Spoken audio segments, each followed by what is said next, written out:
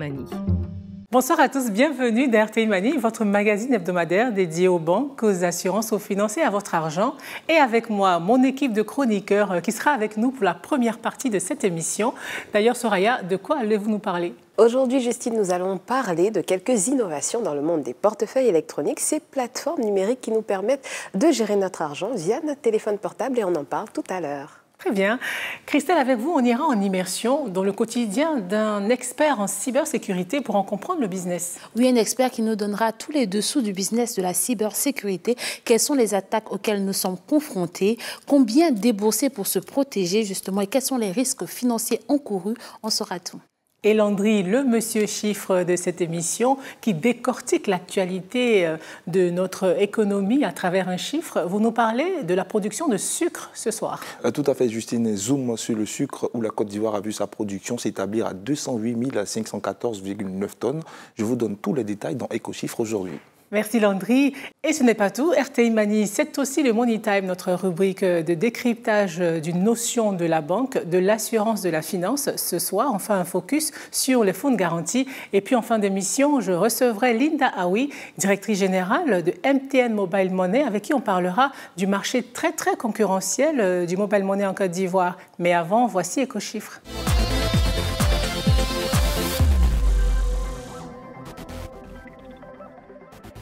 Alors Landry, avec vous, on va parler de douceur, mais pourquoi avez-vous choisi de parler du sucre ? Nous nous intéressons au sucre parce que la Côte d'Ivoire a fait des progrès dans le domaine. Selon les données issues de la direction des prévisions statistiques du ministère de l'économie et des finances, la Côte d'Ivoire a vu sa production s'établir à 208 514,9 tonnes, selon le graphique que vous apercevez. C'est une performance qui est meilleure par rapport à 2019, où la production sucrière était à 190 576,1 tonnes, une production qui est toutefois insuffisante par rapport à la consommation ivoirienne qui est estimée à plus de 240 000 tonnes. Mais comment on peut expliquer ce déficit-là avec un tel niveau de production? Alors, il faut dire que sur toute l'étendue du territoire, il y a seulement 2 entreprises qui opèrent dans le secteur. Ce sont des entreprises privées, à savoir Sucre Ivoire, qui est une filiale de Sifka, qui a une superficie de 14 000 hectares et 2 unités agricoles intégrées. L'année 2020, elle a produit près de 100 000 tonnes. Et l'autre entreprise, c'est Sucaf, qui est une filiale de Somdia, qui a une superficie sous canne de 14 600 hectares et 2 unités qui sont capables aussi de produire près de 105 000 tonnes. Les entreprises locales avaient du mal à rivaliser avec le sucre importé qui venait du Brésil ou de la Chine ou de l'Inde. Ce sucre importé coûtait beaucoup moins cher sur le marché par rapport à celui produit localement. Une désorganisation, un manque d'investissement qui ont causé cette insuffisance-là. Mais alors, qui sont les autres acteurs dans ce secteur-là, surtout à l'international? On regarde les chiffres. Le Brésil, qui est le premier producteur mondial, avec une capacité de production de 700 millions de tonnes. En deuxième position, nous avons l'Inde, qui a une capacité de production de plus de 300 millions de tonnes. Les 2 nations pèsent à elles seules 59% de la production mondiale. En troisième position, vous avez la Chine, qui produit un peu plus de 100 millions de tonnes. Dans la zone africaine, nous avons l'Égypte, qui produit un peu plus de 3 millions de tonnes. L'Afrique du Sud, 2 millions de tonnes. Et la CEDEAO rassemblée a produit 1,17 million de tonnes pour un besoin de 2 millions de tonnes dans la CEDEAO. Quelles sont les mesures qui ont été prises pour redynamiser ce secteur-là et surtout pour relever le défi en matière d'autosuffisance? Pour redynamiser le secteur, le gouvernement a décidé depuis 2020 d'interdire l'importation de sucre pendant une durée de 5 ans. Cependant, seules les entreprises industrielles utilisatrices de sucre peuvent importer de façon spéciale le sucre pour couvrir 50% de leurs besoins à un prix de vente à marge nulle. Une mesure qui vise à favoriser les investissements et à protéger aussi les entreprises locales à investir. Dans ce cadre, un partenariat a été signé entre Sucre Ivoire et Sucaf avec le gouvernement sur une période de 2021-2025. Ce partenariat consiste à permettre à ces entreprises d'investir dans le secteur sucrier. Dans ce cadre, la première entreprise Sucre Ivoire va investir environ 80 milliards de francs CFA. Quant à la seconde, Sucaf, elle a décidé d'investir 71 milliards de francs CFA pour une enveloppe globale de 151 milliards de francs CFA, de sorte à booster la production ivoirienne d'ici 2025 à 255 000 tonnes pour permettre à la Côte d'Ivoire de pouvoir atteindre son autosuffisance en sucre. Merci Landry. À présent, voici le 24 heures avec.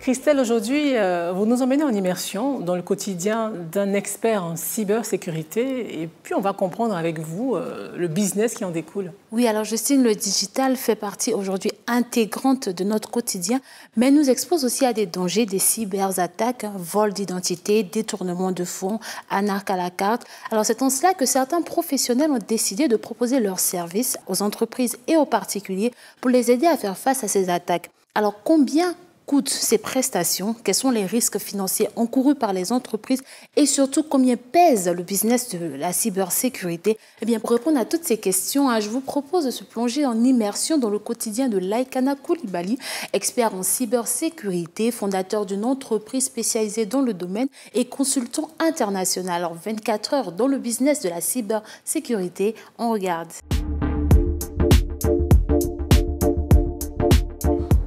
Christ, est-ce qu'on peut là démarrer une attaque de sniffing? Il s'agira là de récupérer les identifiants qui vont transiter sur le réseau local. Sniffing, phishing, logiciel de rançon, des termes qui rythment les journées de Laikana Coulibaly, l'un des experts en cybersécurité les plus cotés en Côte d'Ivoire et dans la sous-région. Depuis 2012, il propose des outils pour renforcer la sécurité informatique des entreprises.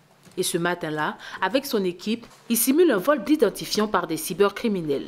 Là, je vois qu'il y a une tentative de connexion sur un site qui n'est pas sécurisé en HTTPS. Je viens de capturer son mot de passe, son nom et son adresse mail. Aujourd'hui, nous travaillons tous avec des outils technologiques. Les données que nous utilisons sont, je veux dire, la source de nos revenus. Ne pas se protéger, c'est mettre à l'arrêt son business, c'est bloquer l'augmentation de son chiffre d'affaires, c'est un impact négatif sur son image. Concernant les missions d'audit et tests d'intrusion, voilà, on part en général sur des tarifs qui peuvent tourner entre 300 et 400 000 francs jour-homme. Des services facturés par jour avec un coût moyen par projet de 10 millions de francs CFA. Cet après-midi, accompagné de 2 de ses collaborateurs, il a rendez-vous dans ce data center afin d'évaluer le niveau de sécurité des infrastructures. Ça concerne notre projet en cours, les projets de certification ISO 27001 et PCI DSS. Nous devons à nouveau faire des scans de vulnérabilité pour nous assurer que les découvertes précédentes ont été colmatées. Imprimantes, ordinateurs, serveurs, tout est passé au peigne fin pour mettre en lumière d'éventuelles vulnérabilités. En général, ce sont des vulnérabilités système, donc liées aux systèmes d'exploitation installés sur l'hôte ou sur l'équipement scanné, des failles applicatives, donc liées aux applications installées qui sont hébergées sur le serveur, par exemple, que nous sommes en train de scanner. Donc, il peut y avoir certains types de vulnérabilités qui, une fois exploitées, peuvent permettre à un attaquant de compromettre l'infrastructure en elle-même. Pour Patrice Tano, le directeur des opérations, cet investissement dans la cybersécurité est une question vitale pour son data center. Aujourd'hui, le budget en cybersécurité, pour nous, représente près de 30% de nos charges d'exploitation. Vu le type d'activité que nous menons, c'est-à-dire héberger des infrastructures informatiques d'entreprises, alors il faut montrer du professionnalisme et donc aller pour des certifications tels que ISO 27001, PCI DSS, qui démontrent que vous êtes apte, n'est-ce pas, à gérer la sécurité des données qui vous sont confiées. Ces 10 dernières années, la Côte d'Ivoire a enregistré plus de 20 milliards de francs CFA en pertes liées à la cybercriminalité. Dans un tel contexte, les as en cybersécurité comme Laikana sont de plus en plus recherchés. C'est un marché assez important. Il faudrait un peu plus d'acteurs dans ce domaine. Le pays a beaucoup à gagner, d'accord, parce qu'il y va avoir ce genre de personnes contribue à la, je veux dire, à la souveraineté numérique. Il faudrait investir de plus en plus dans la recherche et le développement pour que nous puissions être à même nous-mêmes de développer nos propres solutions qui seront utilisées par les locaux. En fin de journée, Laïkana retrouve un partenaire d'affaires venu lui présenter une toute nouvelle solution de sécurisation du Wi-Fi. Un boîtier sans fil qu'il pourra proposer à sa clientèle. Voici le boîtier. D'accord. Déjà, on pourra faire du filtrage d'URL. Un boîtier vendu entre 150 et 400 000 francs CFA selon le nombre d'utilisateurs connectés ou la zone de couverture. À ce prix, Laïkana va rajouter sa marge bénéficiaire. Une telle solution répond aux besoins du marché ivoirien, mais une certaine niche de clients. Cette solution peut être utile dans les aéroports et même les hôtels. Aujourd'hui, avec une telle solution, les hôtels ont la possibilité, ou même les aéroports ont la possibilité, avec une solution ou un boîtier sans fil, de protéger leurs clients. Selon la police anti-cybercriminalité, environ 2500 entreprises ivoiriennes avaient déjà été victimes de cyberattaques en 2019. Des chiffres en constante augmentation, de quoi faire les beaux jours des experts comme Laïkana. Quelles sont les données chiffrées concernant la cybercriminalité ici en Afrique? En juin dernier, s'est tenu ici à Abidjan la Cyber Africa Forum. Il en est ressorti que de janvier à août 2020, plus de 28 millions de cyberattaques ont été enregistrées et aussi plus de 85% d'institutions financières ont affirmé avoir été victimes d'une ou de plusieurs cyberattaques. En dehors des institutions financières, les institutions les plus touchées sont les gouvernements et aussi les entreprises en e-commerce. Alors le marché de la cybersécurité pesait en 2020 plus de 1400 milliards de francs CFA. Est-ce qu'il y a des stratégies mises en place pour lutter contre ce fléau? Alors ici à Abidjan, il existe une police spécialisée, la plateforme de lutte contre la cybercriminalité, PLCC, a des campagnes de sensibilisation qui sont faites pour informer la population sur les risques et les différents types d'attaques auxquelles nous sommes exposés. Il y a aussi des formations qui sont données. Alors ce sont quelques actions qui sont mises en place ici en Côte d'Ivoire pour essayer de lutter contre la cybercriminalité. Merci Christelle. C'est maintenant l'heure des bons plans de Soraya.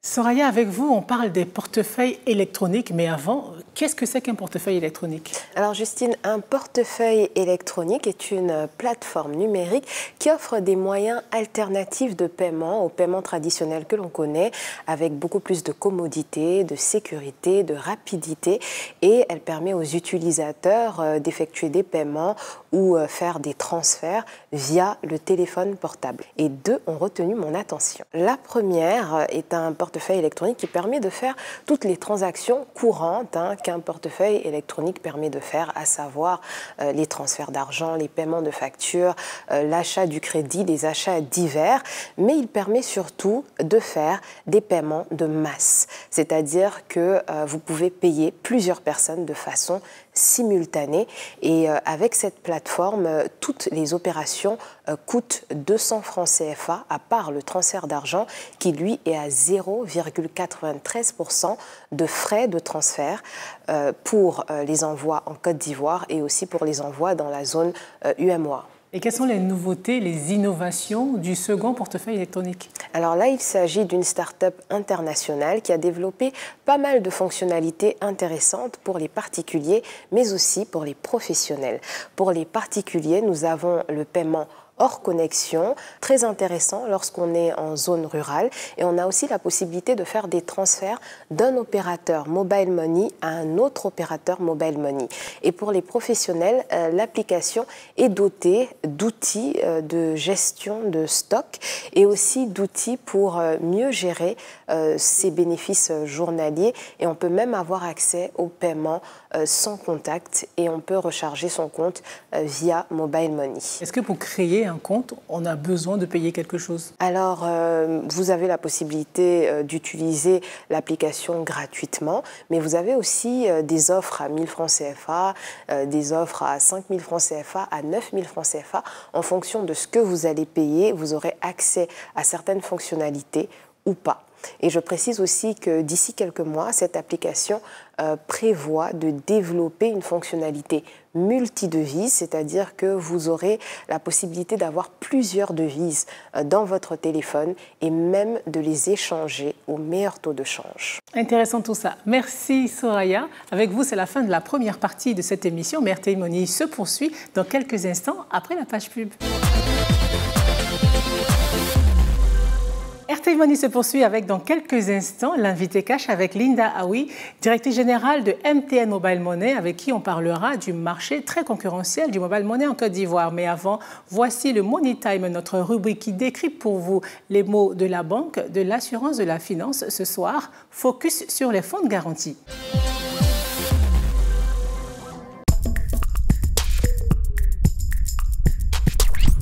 Dans nos sociétés, les mécanismes de protection contre les accidents de la vie, les sinistres et leurs conséquences humaines ou économiques sont variés.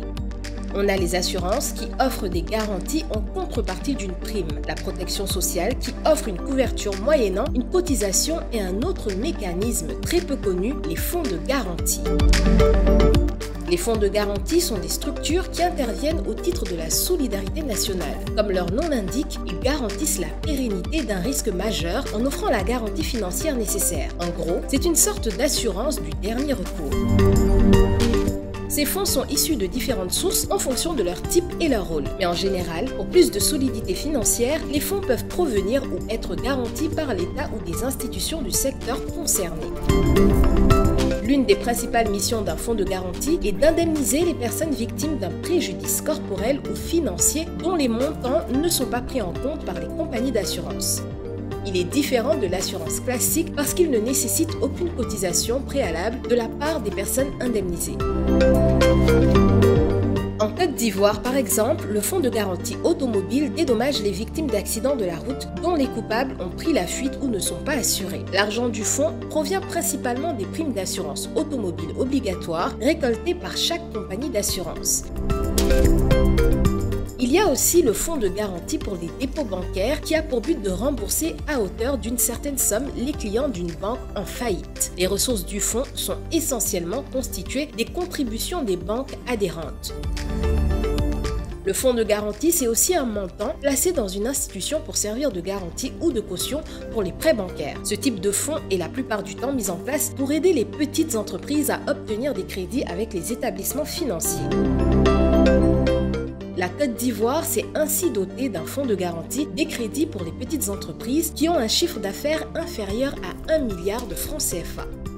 Ce fonds leur facilitera l'accès au crédit bancaire car il prend l'engagement auprès de la banque de restituer jusqu'à 80% du montant emprunté au cas où l'entreprise ne parviendrait pas à rembourser.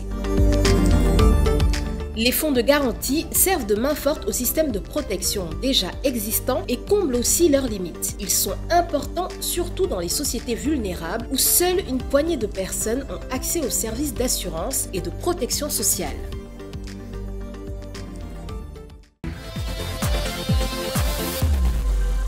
Elle est la directrice générale de MTN Mobile Money et elle nous fait l'amitié d'être l'invitée de ce numéro d'RTI Money.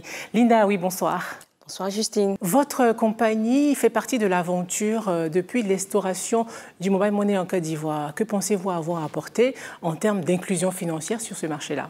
La première chose qui est assez claire, c'est le service. Aujourd'hui, nous sommes partout sur le territoire national avec nos produits MTN Money et nous arrivons à servir même jusqu'au plus profond, au nord, au sud, etc. Nous avons des points de vente qui sont présents. Donc ce service-là, indéniablement, nous l'avons apporté. Ensuite, nous avons apporté de l'innovation. Sur toutes ces années, nous avons lancé des produits les plus innovants les uns des autres, en commençant par des produits d'épargne, de micro-épargne, des produits de micro-prêt et des produits de micro-assurance. Et donc, nous avons apporté énormément sur ce secteur. Vous évoluez dans un environnement très, très concurrentiel, surtout avec l'arrivée d'un nouvel entrant. On a vu que tous les telcos se sont alignés plus ou moins sur les nouvelles donnes. Est-ce que c'est une stratégie tenable? Il y a une chose qui est sûre, c'est que nous nous adaptons aux besoins du marché, nous nous adaptons à l'environnement du marché.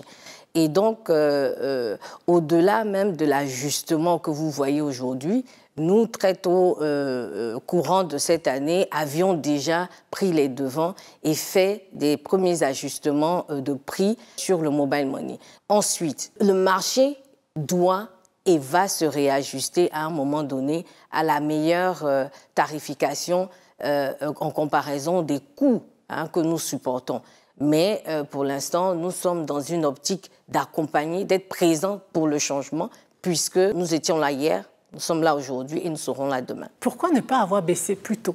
Ce qu'il faut comprendre déjà, c'est que les prix que nous avions avant les changements ou la disruption qu'il y a eu étaient basés clairement sur une structure existante. Aujourd'hui, juste pour vous le dire, au moment d'un dépôt qui fait rentrer donc la monnaie électronique dans le système, nous ne prenons pas de frais. Par contre, nous payons des commissions à la chaîne de distribution. Donc déjà, ça, c'est pris en considération. Ensuite, au moment du retrait, les frais qui sont pris sont partagés donc, avec la chaîne de distribution à hauteur de 40-50% en fonction... donc, une fois que vous avez pris la grosse partie en fait, de ces frais-là qui vont à la chaîne de distribution, le reste va maintenant se partager avec donc, les partenaires techniques, les agrégateurs que nous avons, vont se partager aussi avec ce que nous appelons notre armée à pied, donc nos foot soldiers qui font l'éducation financière pour les populations.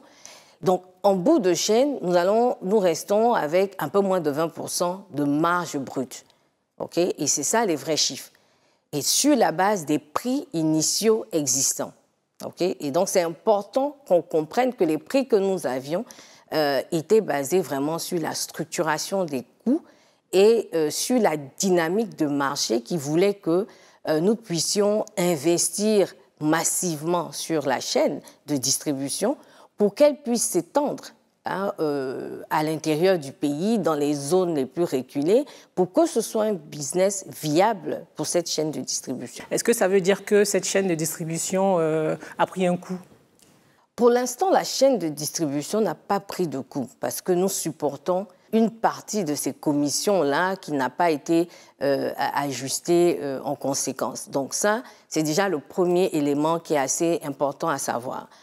À terme, il est important de revoir la structuration et de revoir donc la dynamique de marché. Il y aura cette disruption qui est venue, elle va, en plus de bouleverser, d'avoir des impacts positifs pour les clients, elle aura certainement un impact assez fort sur la chaîne de distribution. Le pari que nous prenons aujourd'hui, c'est l'augmentation du nombre de transactions, l'augmentation des volumes dans le système, de sorte à ce que l'activité continue d'être rentable.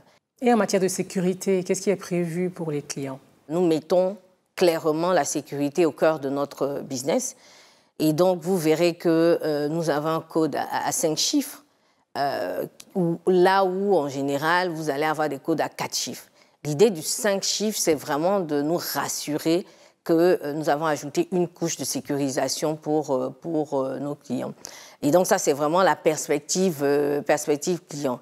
À côté de cela, nous faisons de la sensibilisation au travers donc, de SMS, au travers donc, de campagnes de sensibilisation vers les populations pour leur demander de garder secrètement leur code, pour leur expliquer l'importance donc de ce porte-monnaie électronique-là et pour vraiment leur assurer du fait que nous prenons toutes les dispositions pour sécuriser les fonds. Et nous avons ensuite toute une politique interne de sécurité informatique qui nous permet de nous protéger un tant soit peu, en tout cas dans ce monde où plus nous allons vers la digitalisation, plus la cybercriminalité devient un facteur de risque très important pour nous protéger de ce type de menaces-là. Et quelles sont les perspectives de MTN Money? En termes de perspectives, nous devons nous concentrer sur le business des fintech. Et donc, pour cela, nous allons opérer très bientôt, au prochain Q1, une séparation claire de toutes les entités, ce qui a déjà démarré. Et il est important aujourd'hui d'avoir cette entité-là, de sorte à ce que nous soyons beaucoup plus agiles sur le marché, beaucoup plus ouverts et beaucoup plus prêts à déployer des services financiers avancés pour tous nos clients. Linda, oui, merci d'avoir répondu aux questions d'RTI Money. Merci Justine. Cette émission s'achève. Merci de nous avoir suivis. Je vous donne rendez-vous dans une semaine pour une nouvelle édition de votre magazine sur la banque, les assurances et les finances. Bonsoir.